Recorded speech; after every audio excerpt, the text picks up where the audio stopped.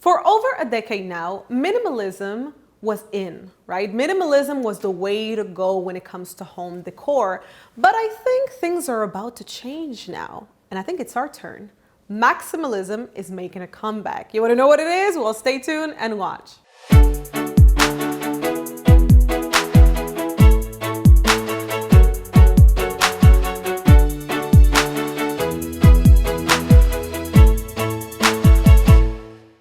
This is Alexandra Villarroel Abrego, and I welcome you to another episode of AlexandraTV. Now, today's episode is a little bit fun. It's a little bit different because we're talking about something that perhaps you're not really familiar with, which is called maximalism. We're talking about the difference between minimalism and maximalism, and maybe by the end of this video, you're going to be like, I am a maximalist, really. Now, before we get started, I want you to go and download your free A.V.A pyramid. Now, if you perhaps stumbled upon this video here, AlexandraTV, it's a personal development channel. It's about coaching. It's about always bettering yourself and reaching higher levels in your personal and professional life, which is why we've created the A.V.A pyramid, the 9 stages of personal and professional development. It's a free tool that we're giving you. Simply go in the description below this video. Also on the screen, the link will appear and you can download that for free. It's a beautiful poster that we've created for you. Like I said at the beginning of this video, for over a decade now, way over a decade, minimalism was in. It was the trend, right? Especially in the world of self-help and coaching. You know, they were saying, let go of your things and just live a more simple life. And over the past decade, when I was seeing that, I could never relate to that lifestyle and that way of being. And for a long time, I felt kind of ashamed, right? Because then you're like, well, if I feel like I'm happy with my life and myself, how come I have so many things around me? There must be something wrong, until I realized that no, it's about being a maximalist, right? So there's minimalism and there's maximalism. Minimalism, it basically tells you less is more. Maximalism is more is more. Here's the thing, even if I'm a businesswoman, an entrepreneur, I'm an author, a speaker, at heart, deep down inside of me, I'm an artist. I'm an artist at heart. Everything I create to me is my art, right? Our programs, the books, anything, right? So for me, being an artist, I feel like beautiful things around me add value to my life, and especially to my creativity. So I always love to surround myself by beautiful things that have meaning, beautiful things that, like I said, spark creativity within me. And there's a big misconception about maximalism. A lot of people think that maximalists, that if you're not a minimalist, let's say, immediately and officially you are a hoarder. So if you're not a minimalist, you're just a hoarder for sure, and you have all these things around you and it's not organized. But no, maximalism in reality, it's having everything organized. A lot of things, but everything is beautiful. Everything is clean. And I like to give maximalism 3 definitions.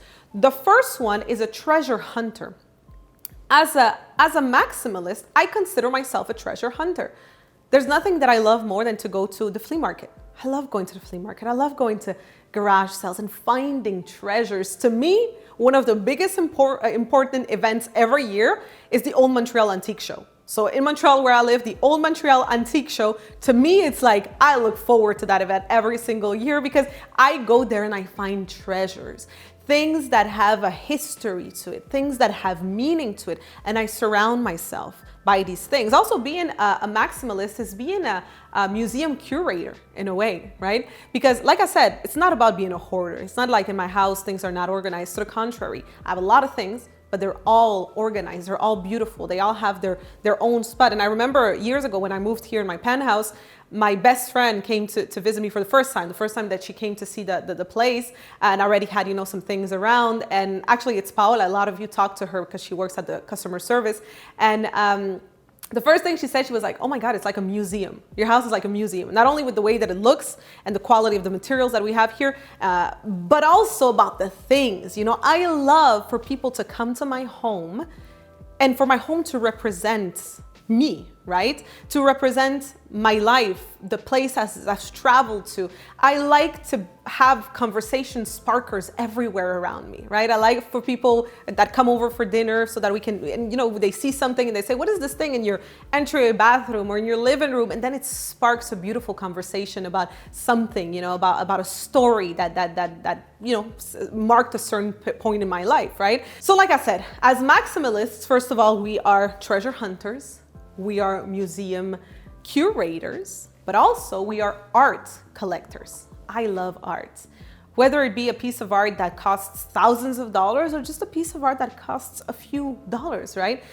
Art, it's not about the price. It's about seeing something and what it makes you feel, what it makes you think of, right? So for me, I love to collect art. I've been doing that for many years now, and I love to display this art in my house. It's really kind of, like I said, being a museum curator in a way, right?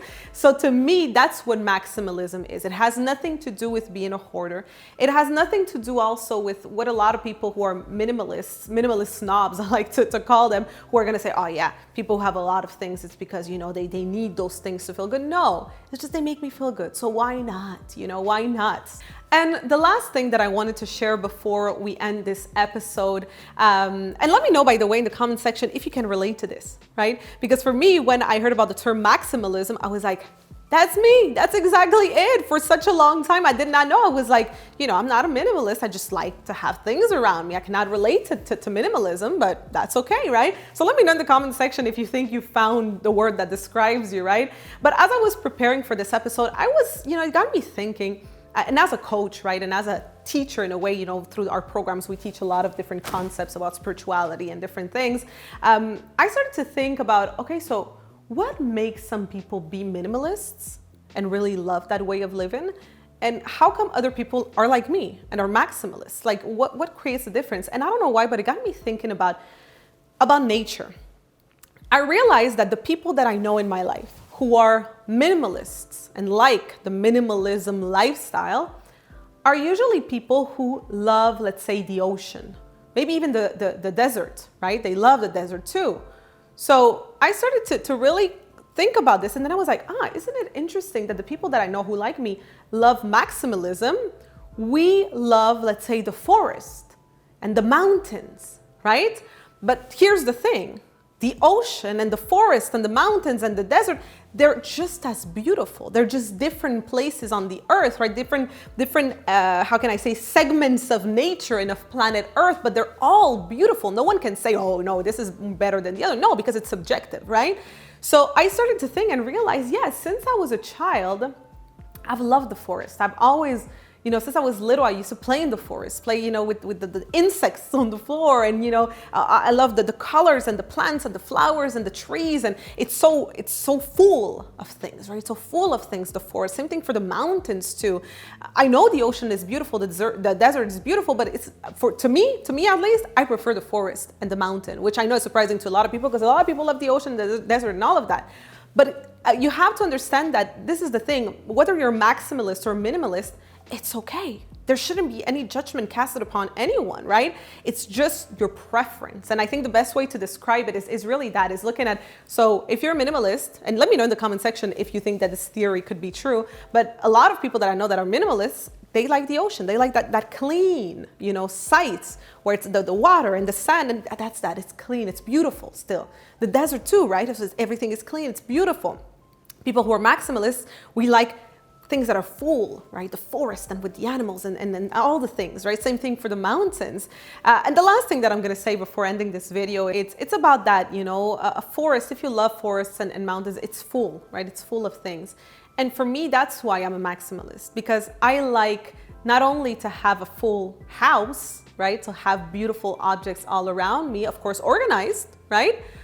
But I like to have my home full because I like to live a full life, you know, I like everything being full of life, and I want my home to represent that. And even through, you know, clothing and things like that, you can see, you know, people who are more of minimalists and who are more of maximalists. But anyway, so that is for today's episode. As I said, let me know in the comment section if you perhaps are a maximalist and maybe you just found what you knew you were for a long time and now you find the official word for it, right? Let me know in the comment section. If you like this episode, don't forget to like it, don't forget to share with all of your friends, and of course, to subscribe for a new episode twice a week here on Alexandra TV. So that is it for today, and I will see you very, very soon.